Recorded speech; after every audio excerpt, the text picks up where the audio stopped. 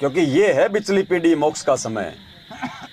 जितनी भी आत्मा है परमात्मा सबको इस समय लेके आएगा और सबके सब सात संगतियों में आएंगे। सात संगतियों के बिना मोक्ष ही नहीं है, क्योंकि सात संगति के बिना आप भगवान की पहचान नहीं कर सकते, दाढ़ी मूछ वाले को छोड़ नहीं सकते, मैनेजमेंट का पीछा छोड़ नहीं सकते, नियम मर्यादाओं में रह नहीं सकते, गुरु जी को भगवान मान नहीं सकते, मोक्ष कहां से हो जाएगा।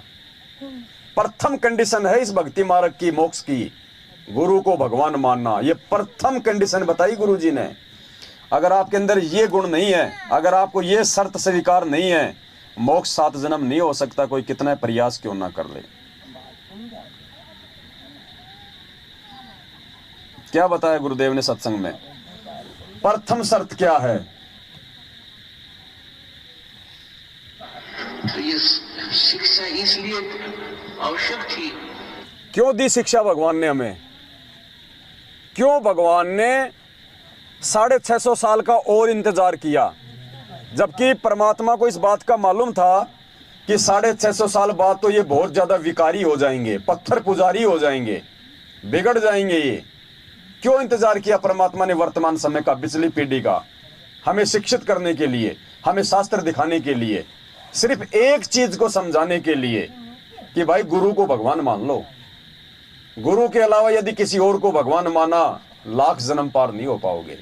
तो प्रथम कंडीशन क्या है भक्ति मार्ग की, मोक्ष प्राप्त करने की? ध्यान से सुनिए। और क्यों शिक्षा दी भगवान ने?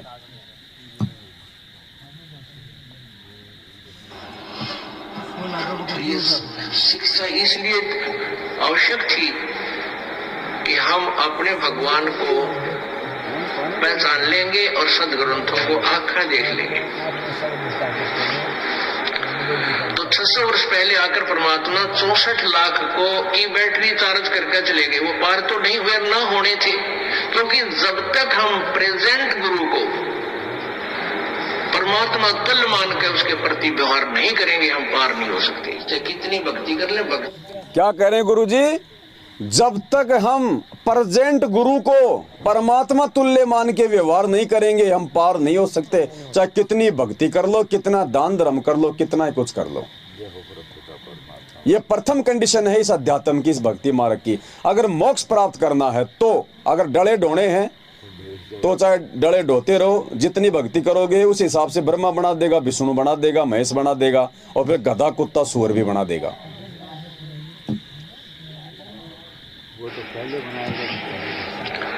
तो 600 वर्ष पहले आकर परमात्मा 64 लाख को की बैटरी चार्ज करके चले गए। वो पार तो नहीं हुए, ना होने थे, क्योंकि जब तक हम प्रेजेंट गुरु को परमात्मा तुल्य मान के उसके प्रति व्यवहार नहीं करेंगे, हम पार नहीं हो सकते, चाहे कितनी भक्ति कर ले। भक्ति अलग चीज है, वो आपको मिल जाएगी। अब इस प्रेजेंट गुरु को परमात्मा मानने की रिहर्सल कौन कर रहा है? ये सत्सेवक कर रहे हैं, साध संगतियों के माध्यम से कर रहे हैं। आदेश है गुरु जी का कि अपने गुरु जी को भगवान मानना पड़ेगा। अब भगवान मानना पड़ेगा तो हम तो उसी रिहर्सल पे तो चल रहे हैं, हम तो गुरु जी के वचन पे तो चल रहे हैं। भाई मान लो हमने हमारे गुरु जी को भगवान मान लिया कि गुरु जी भगवान, संत रामपाल जी भगवान मान लिया। अब भगवान मान लिया तो भगवान का जन्मदिन मनाएंगे, भगवान का प्रकट दिवस मनाएंगे? अगर जन्मदिन मना रहे हैं तो कहां भगवान मान लिया? झूठ बोल रहे हैं फिर हम तो। और प्रकट दिवस मना रहे हैं तो मैनेजमेंट हमारे पीछे पड़ गया, यानी काल हमारे पीछे पड़ गया। काल को पता है कि अगर भगवान मान लिया तो मेरा तो भोजन निकल जाएगा हाथ से, क्योंकि मान लिया तो भगवान उनको पार कर देगा। पार कर दिया तो, क्योंकि ये आलू टमाटर कोई दाल मखानी तो खाता नहीं, हमारी वासना को खाता है। तो जब जीव ही यहां से निकल जाएगा तो वासना कहां से मिलेगी? अरे किसान साल भर तक इतनी मेहनत करके गेहूं पैदा करता है और उसको निकाल के बोरिया भर के खाते में डाल दे, और बारिश आ जाए या कोई चोर आ जाए रात को तो इतनी आसानी से वो उसको बर्बाद होने देगा क्या? हर संभव प्रयास करेगा, वो खुद भीग जाएगा, बरसात में कपड़े भीग जाएंगे, चाहे उसको सर्दी हो जाए, लेकिन बारिश में भी उस अनाज को सुरक्षित जगह पे पहुंचाएगा। तो ये काल भगवान का दबाव है, और ये काल भगवान स्वयं नहीं आता। गुरुजी ने क्या बताया? ये गुप्त रहता है, ये सामने नहीं आता, ये अपने एजेंटों के माध्यम से प्रकट होता है। तो धरती पे सबसे बड़ा एजेंट यदि कोई है वर्तमान में तो गुरुजी का भाई है महेंद्र भगोड़ा, और गुरुजी के बेटा बेटी उनका परिवार, और फिर छोटे लेवल के एजेंट ये आपके नामदान केंद्र वाले, ये कोऑर्डिनेटर। पुण्यात्माओं, यही सूक्ष्म खेल है, और जो इस खेल को समझ गया वो सतगुरु का है। तो प्रथम कंडीशन परमात्मा ने बता दी अपने प्रेजेंट गुरु को परमात्मा। हम प्रेजेंट गुरु को परमात्मा तुल्य मानकर उसके प्रति व्यवहार नहीं करेंगे, हम पार नहीं हो सकते। चाहे कितनी भक्ति कर ले, भक्ति अलग चीज है, वो आपको मिल जाएगी, लेकिन पार होने के लिए आपको प्रेजेंट गुरु को परमात्मा तुल्य मानना होगा। तो हम उसमें कबीर जी को भगवान नहीं मान सकते थे, चाहे हमारे कितने सुख हो गए थे, क्योंकि उन भ्रमित करने वाले अज्ञानी गुरुओं ने, ब्राह्मणों ने, ऋषि महर्षि नकलियों ने परमात्मा की सिद्धांत उलट बता रखा था, और वेदों की आड़ में बता रखा था, पुराणों के समर्थन देकर बता रखा था, और वो संस्कृत के ज्ञाता थे, सब ग्रंथ संस्कृत में लिपिबद्ध थे। कबीर परमेश्वर जी को वो कहते थे वो तो अशिक्षित है, उसने इसको वेदों का ज्ञान, पुराणों का और गीता का ज्ञान नहीं हो सकता। तो इसलिए हम उस समय के जो साधक थे ये बात सच्ची मान लिया करते, ये कबीर जी अनपढ़ है, ये वेद व्यास तो जानते नहीं, पर हमारा काम खूब चल रहा है। कहाँ मार खा गए पुण्यात्माओं, ध्यान से सुनना, कहाँ मार खा गए? उस समय के जो नकली पंडित थे, संत महंत थे, जिनका धंधा, जिनकी रोजी रोटी आम जनता थी, मूर्ख जनता, उन्होंने क्यों नहीं भगवान मानने दिया? हमारे को कहाँ पे उन्होंने फेल कर दिया? कैसे उन्होंने हमारे को 650 साल पहले भ्रमित किया कि कबीर जी तो अनपढ़ है, ये क्या जाने वेदों को, ये संस्कृत नहीं जानता, और सारे शास्त्र उस समय कौन सी भाषा में थे? संस्कृत में। तो एक बात कह के उन्होंने हमारे को भ्रमित कर दिया, और उस समय कबीर जी को भगवान नहीं मानने दिया कि ये तो अनपढ़ है, अक्षर ज्ञान रहित है, ये क्या जाने वेद शास्त्र, कुरान पुराण बाइबल को, ये उवाबाई बकरा, ये झूठ बोल रहा है। और हमने भी स्वीकार कर लिया, गुरुजी क्या कह रहे हैं, हमने भी स्वीकार कर लिया कि भाई बात तो सही है, ये तो अनपढ़ है, ये क्या जाने। पुण्यात्माओं, सेम टू सेम लीला आज हो रही है। उस समय तो हमें ये कह के गुरु को भगवान नहीं मानने दिया कि अनपढ़ है, और हमने मान लिया, और आज वो पंडित, वो नकली धर्म के आड़ में अपना पेट भरने वाले संत महंतों की जगह ले ली मैनेजमेंट ने, गुरुजी के परिवार ने, और आज हमें गुरुजी को भगवान नहीं मानने दे रहे। क्यों? कि गुरुजी ने तो इंद्रो माई के पेट से जन्म लिया है, गुरुजी कहां से भगवान हो गए? गुरुजी तो कबीर जी के भेजे हुए संत हैं, उनकी प्यारी आत्मा है, मीडिएटर हैं, एजेंट हैं गुरुजी तो कबीर भगवान के। गुरुजी का तो जन्म हुआ है गांव धनाना, जिला सोनीपत, हरियाणा में। और मूर्ख लोग जो आज भी 650 साल पहले वाली कैटेगरी में, वो मान भी रहे कि हाँ गुरुजी ने जन्म लिया है, और जन्मदिन मना भी रहे। अरे गधो, गुरुजी ने तो भगत को जन्मदिन मनाने के लिए मना किया, क्या अपना जन्मदिन मनवाएगा? और पीले पर्चे में आदेश है कि मेरा जन्मदिन मनाओ, वो परमात्मा कहेगा मेरा जन्मदिन मनाओ, जो अपने भक्तों को मना करता है। अरे ये तो परीक्षा है जो आज हमारे लिए महाभारत हो रही है, समझ में नहीं आ रही। देखो 650 साल पहले हमारी परीक्षा हुई, क्या हम में से कोई समझ पाया? सब फेल हुए ना। आज जब हम 650 साल पहले वाली उस घटना का जिक्र करते हैं तो हम सबकी समझ में आ रहा है ना। अरे यार, छोटी सी तो बात थी, भगवान को नहीं समझ पाए, बताओ। दारू पिएगा भगवान जो दुनिया की दारू छुड़वाता था, आज समझ में आ रही है ना, उस समय नहीं आ रही थी ना। आज की परीक्षा आने वाली आत्माओं के लिए वैसी हो जाएगी जैसे आज हमारे लिए 650 साल पहले वाली है, लेकिन आज वालों के लिए तो महाभारत हो रहा है। और आज जो समझ गया वो परमात्मा की मोक्ष की अधिकारी आत्मा है। तो पुण्यात्माओं, ये अधिकारी आत्माएं बनाई जा रही हैं, सार नाम के योग्य बनाया जा रहा है। ये गाड़ी निकालने वाले, अभी सुनाऊंगा तो माता बहनें बैठी हैं, गुरुजी के सगे परिवार वाले माँ बहन की गाड़ियां, भगतों को लट्ठों से मारना, ये भगत है ये। और फिर कहते हैं हमें गुरुजी ने सार नाम दे रखा है। सार नाम की तो परमात्मा ने पूंछ भी नहीं दिखाई अभी तक किसी को, पूंछ भी क्या होती है। अरे दादा फौज से रिटायरमेंट आवे, और बंदूक लेके आवर दादा लाते उसको बैठक में टांगता है दिखाने के लिए। अब पोता छोटा होता है, उसको क्या पता, दादा बंदूक रोने लग जाए, धरती पीट दे। अब दादा क्या पागल है क्या जो उसको वो गोलियों से भरी हुई दे देगा उसको बंदूक? दादा क्या करेगा जब नहीं मानेगा तो? थोड़ी सी मार्केट से कोई मेले वाले से लाके दे देगा, छोटी सी 20-30 रुपए की। और हाथ में आते ही वो सबसे पहले क्या करेगा, दादा की तरफ करके करेगा ट्र ट्र ट्र। अब दादा सोचो अगर उसको ओरिजिनल दे देता, दादा का सत्यानाश था ना। तो गुरुजी कोई बच्चे थोड़ी हैं जो बंदर के हाथ में उस तरह दे देंगे। ये बंदर है, ये गुरुजी के परिवार वाले एरिया मैनेजमेंट है, बंदर है ये। अरे 27 साल से भगवान ने इन कुकर्म करने वाले हाथों से दान धर्म करना सिखाया, हाथ जोड़ने सिखाए, सच्चाई बोलना सिखाया। इन हाथों में भगवान ने 27 साल से मंत्र कार्ड पकड़वाए, माला पकड़वाई, सुमरनी थमाई।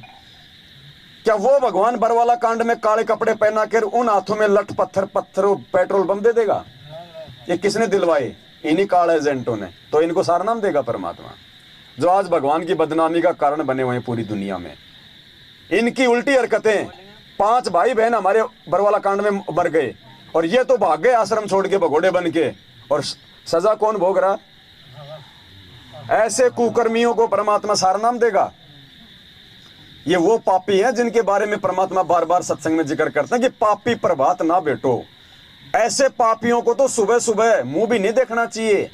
पापी प्रभात ना भेटो, मुख देखे पाप लगे जिसका, 9 मास गर्भ त्रास दई, धिक्कार जन्म उसकी माँ का। इनकी तो माताओं को धिक्कार है जिनकी गलतियों के कारण आज भगवान जेल में बैठा है और हम इनकी गुलामी कर रहे हैं।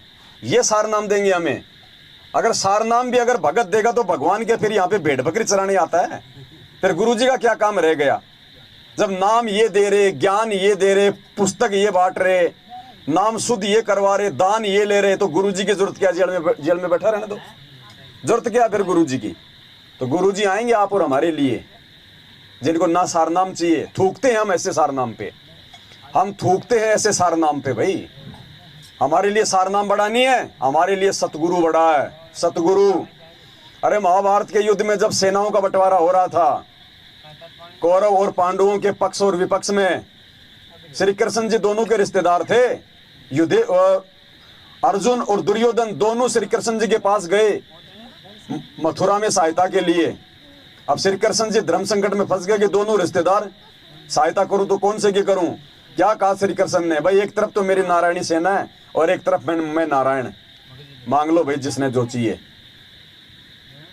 सबसे पहले मांगने का नंबर किसका? अर्जुन का, क्योंकि वो दुर्योधन से छोटा था। अर्जुन ने क्या मांगा? उसकी लाखों की सेना मांगी या श्री कृष्ण मांगा? श्री कृष्ण। और दुर्योधन ने क्या मांगी? सेना। दुर्योधन के जाने के बाद में श्री कृष्ण ने उससे पूछा कि अर्जुन एक बात बता, मैं एक तरफ खड़ा था और एक तरफ मेरी सेना, तूने मेरी सेना को छोड़ के मुझे क्यों मांगा? तूने नारायणी सेना को छोड़ के नारायणी क्यों मांगा? जबकि मैं तो वचनबद्ध हूं कि मैं हथियार भी नहीं उठाऊंगा, तो तूने मुझे क्यों मांगा? बोले भगवान मुझे युद्ध के मैदान में एक सफल सारथी चाहिए जो मेरा मार्गदर्शन कर सके। मुझे सारथी की जरूरत है। और वो श्री कृष्ण फिर युद्ध जीता। वो अर्जुन फिर महाभारत का युद्ध जीता। वो नारायणी सेना भी फैल हो गई। तो पुण्यात्माओं, हमारे को सतगुरु चाहिए, सारनाम नहीं चाहिए। सारनाम से सतगुरु नहीं है, सतगुरु से लाखों सारनाम मिल जाएंगे। आज उस परमेश्वर को प्रसन्न किया जा रहा है सत्सेवकों के द्वारा, सात संगतियों के माध्यम से। मालिक क्या कहते हैं? इन बाता के पाइए कर सतगुरु नजर निहाल और राजी कर सतगुरु रूठे नु। ये 2014 में इन मूर्खों ने उल्टे काम करके जो गुरुजी को जो नाराज कर रखा है, सात संगतियों के माध्यम से हम उनको राजी कर रहे हैं। अरे जो अनमोल वस्तु केवल हमारा बाप देने का अधिकारी, हमारा गुरु देने का अधिकारी है, वो हम इनसे लेके गुरुजी को नाराज नहीं कर सकते। ये तो अविश्वास कर लिया आपने अपने गुरुजी पे। क्या पता गुरुजी कल को जेल से आए कि नहीं आए, सारनाम तो ले लो, मोक्ष तो करवा लो। गुरुजी के बिना सारनाम ले लोगे? 1 करोड़ की गाड़ी हो, चाहे एसी चल रही हो, अगर ड्राइवर सीट पे नहीं बैठेगा तो कहां जाओगे? बैठ जाओ उसमें, वहीं उतरना पड़ेगा वापस। समय और बर्बाद करोगे, टिकट के पैसे और बर्बाद करोगे, तो टिकट का पैसा तो ये 15-15 हजार रुपए, और जा जाके सारनाम अपना समय और बर्बाद करके आ गए वहां पे रोहतक में। और आज उन सारनामियों की क्या हालत हो रही है, उनके प्रथम नाम सतनाम भी ढंग से नहीं हो रहे उनसे, सारनाम तो दूर की बात है। मन में विकार उत्पन्न हो रहे हैं, लड़ाई झगड़े हो रहे हैं, अशांति हो रही है उनके घरों में। और फिर मेरे पास फोन आते हैं, भगत जी वो सारनाम बताऊंगा क्या दिया था, मगर तू तेरी जेब में रख, वो तेरे को जो दिया तू तेरी जेब में रख। बोल भगत जी बता दो ये असली है कि नकली है। बताओ गधे, वो सारनाम काम करेगा जिनको इतना विश्वास नहीं है। पुण्यात्माओं ये बहुत बड़ा ड्रामा, सारनाम के लिए भगवान ने 4 युग तक इंतजार किया। पुण्यात्माओं हम कैसे धोखा खा गए ऐसे कुकर्मियों के चक्कर में हमने। और अनमोल वस्तु सारनाम का मतलब पतिव्रता औरत के द्वारा पेट में अपना बच्चा, वो बच्चा है सारनाम, जो केवल वो पति ही डाल सकता है। हमने तो पड़ोसियों से डलवा लिया। अब बताओ पड़ोसियों से पेट में बच्चा डलवाने वाली औरत को आप जी पतिव्रता कहोगे क्या? क्या आपका पति को मालूम पड़ेगा तो वो खुश होगा क्या? तो वो तो अंतर्यामी है, उसको तो पहले से पता, लेने से पहले पता चल गया कि ये अपना बेड़ा गर्क करवाएगा। लेकिन अभी भी मौका है, अभी भी उस परमेश्वर की मेहर, यदि किसी ने गलती की है, समय रहते साथ संगतियों में आ जाओ, भगवान से नाक रगड़ रगड़ के क्षमा याचना मांगो और आगे से गलती ना हो। मालिक दयालु है। परमात्मा कहते हैं सौद स्वरूपी उतरे सतगुरु सत्य कबीर, दास गरीब दयालु है वो डिगे बंधावे धीर। देखो हम जीव हैं पुण्यात्माओं, हमसे भी गलतियां हुई है, ऐसी बात नहीं है। भगत जी अकेला इनका दोष नहीं है, ये तो दोष मुक्त हो गए क्योंकि इनको तो भगवान ने साथ संगति से जोड़ दिया। ये संदेशा तो उनके लिए जो यहां नहीं आ पा रहे। हम भी तो पहले मैनेजमेंट के साथ थे, मैं भी तो मैनेजमेंट के साथ था, मेरे घर पे भी तो नामदान केंद्र खोल रखा था इन्होंने, मुझे नहीं पता था। आप सभी भाई बहन को पाकिस्तान से थोड़ी हैं, मैनेजमेंट से तो आ रहे हैं। तो अब समझ में आ रहा तो आ रहे हैं ना। तो मालिक कहते हैं सुबह का भटका हुआ शाम को घर आ जाए तो भटका हुआ नहीं है, माफ कर देता है परमात्मा। तो हम तो विनती करते हैं हमारे बाकी मैनेजमेंट के पीछे लगे हुए भाई बहनों से कि समय रहते परमात्मा से सद्बुद्धि की भीख मांगो, साथ संगतियों से जुड़ जाओ, वरना पुण्यात्मा ना घर के रहेंगे ना घाट के, काल भगवान कहीं का नहीं छोड़ेगा। और यही हमारी परीक्षा है, बाद में रोओगे फिर हाथ ऊपर करके।